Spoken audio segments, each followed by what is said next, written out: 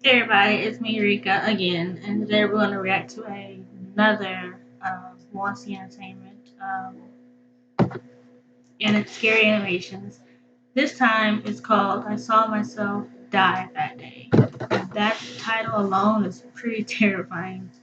So if you guys want to watch more Wansee Entertainment, I'll have his link in the book in the description, and to comment, like, and subscribe for more videos. Here we go.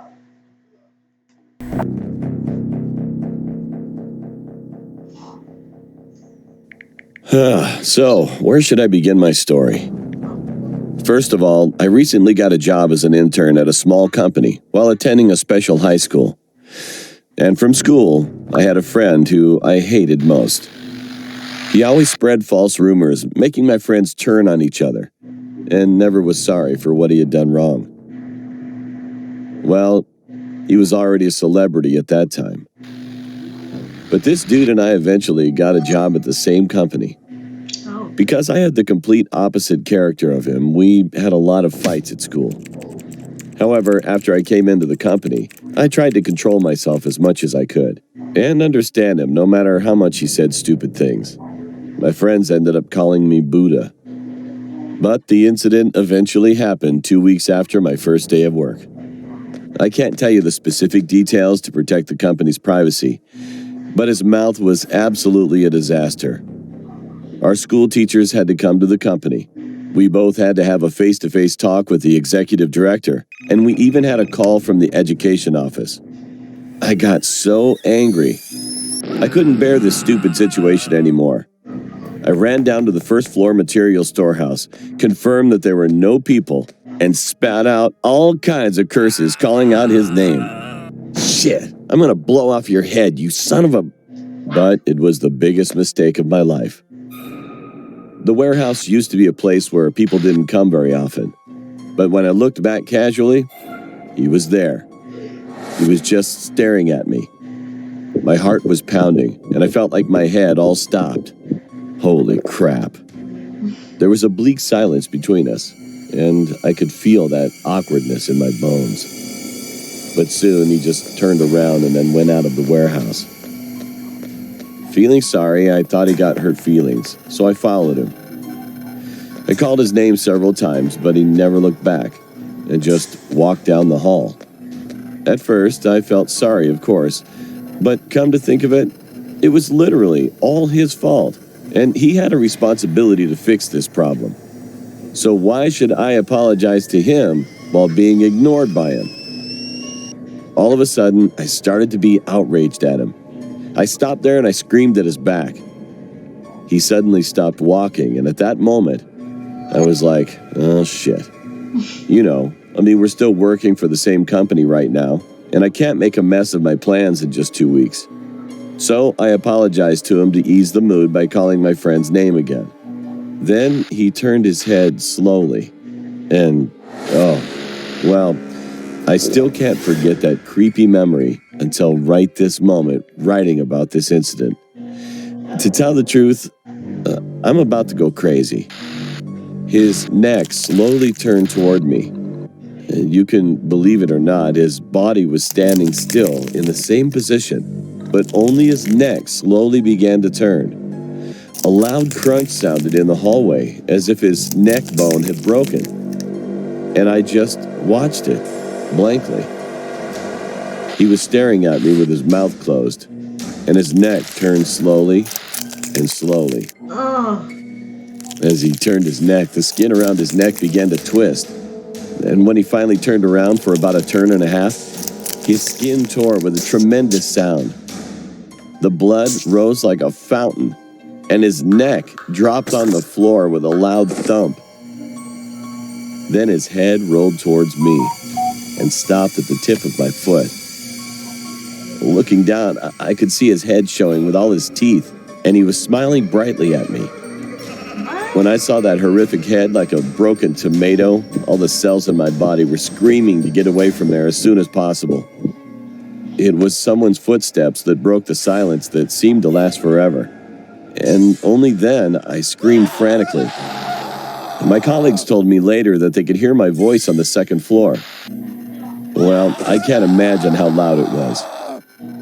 Anyway, I could feel someone shaking my body violently not long after. The next thing I knew, the executive director, the section chief, and everyone in the company were looking down at me with a surprised look on their face in the hallway.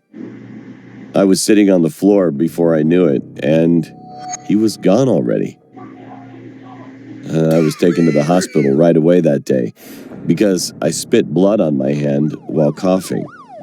I couldn't remember how big I screamed. And while I was explaining the whole story at the hospital, I heard something incredible. One of my colleagues told me that my friend was working in his place at the time, and he was even so busy that he never came down to the warehouse on the first floor. I couldn't believe it. Eventually, I took a week off from work and got a psychiatric consultation. And 5 days have passed since then. I heard that he was dead. On the 5th day, the director came in early in the morning and opened the door of the company as usual. While he was working in the office on the second floor, he heard a loud bang in the hallway. And when he went outside, he found my friend had hit his head on the marble floor, and it was all smashed. He died just like that. Later, when the director checked the CCTV at the police station, he found that my friend quietly climbed the stairs while he went into the office and closed the door. He just stared downwards for a while and jumped off.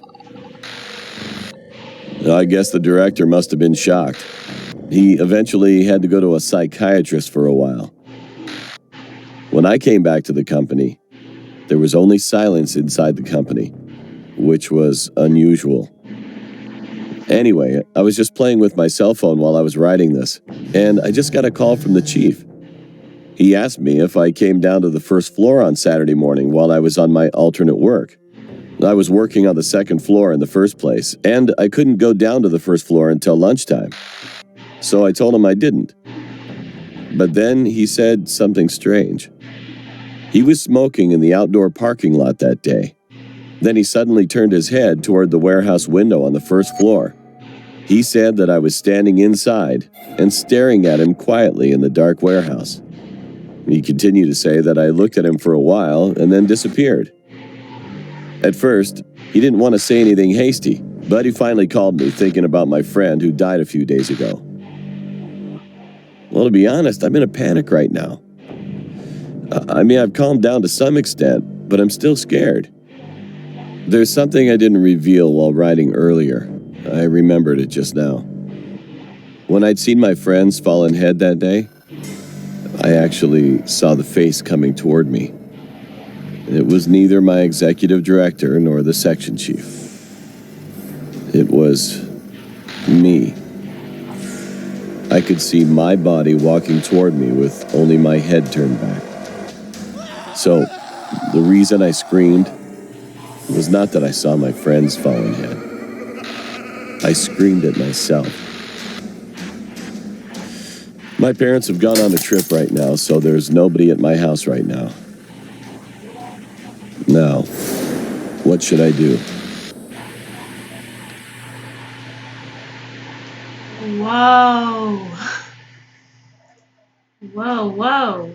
To be honest, I'm not sure. That's a whoa. That is terrifying.